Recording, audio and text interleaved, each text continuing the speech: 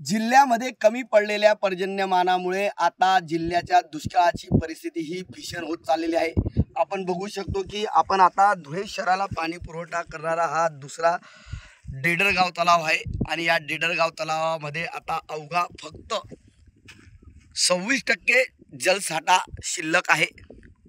महापालिकेच्या वतीने जरी 26% जलसाठा शिल्लक असल्याचं म्हटलं जात असलं तरी याचा प्रमाण खूप कमी आहे आणि धुळे शहरातल्या काही भागांमध्ये या पाणी पुरवठा या तलावाद्वारे केला जात असतो। मात्र आता हा तलाव आता आटत चाललेला आहे। या अगोदर धुळे शहराला प्रमुख तलाव नकाने तलाव हा यापूर्वीच आटला असून 24 वर्षानंतर त्याने तळ गाठला आणि आता त्या पाठोपाठ आता हा डेडरगाव तलाव देखील तळ गाठण्याच्या स्थितीत आहे। जिल्ह्याची परिस्थिती जर बघितली तर जिल्ह्यातील जे काही 12 लघु प्रकल्प आहेत त्यातले 2 लघु प्रकल्प हे रिकामे आहेत आणि त्या पाठोपाठ आता हे जे शहराला पाणी पुरवठा करणारे तलाव आहेत त्यातला हा दुसरा तलाव देखील आटतो आहे।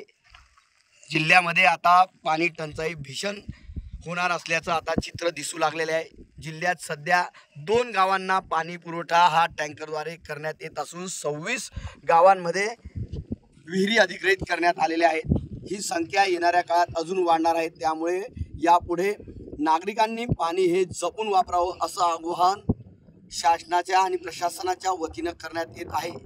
मात्र येणाऱ्या टंचाईमध्ये प्रशासनाला या टंचाईवर मात करण्यासाठी चांगल्या उपाययोजना करणं गरजेचं ठरणार आहे। मनीष मासुळे, TV9 मराठी, धुळे।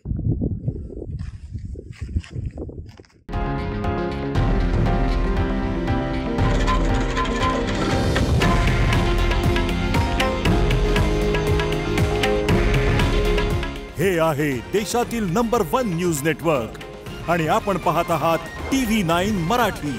काळजी तुमची, हित महाराष्ट्राचं।